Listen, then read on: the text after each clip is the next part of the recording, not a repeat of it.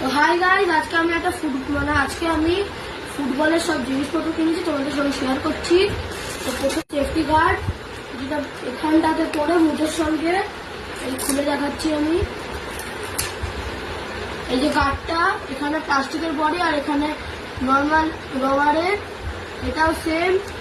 এখানে রয়েছে মোজা, অনেক বড় মোজা রয়েছে। এই দেখো বন্ধুরা, এই যে দুখানা মোজা। এখানে পাম্পার নিয়েছি আমি একটা, বল পাম্প দেওয়া এরকম ভাবে সবকিছু রয়েছে। এবার মেন জিনিস, স্পাইক।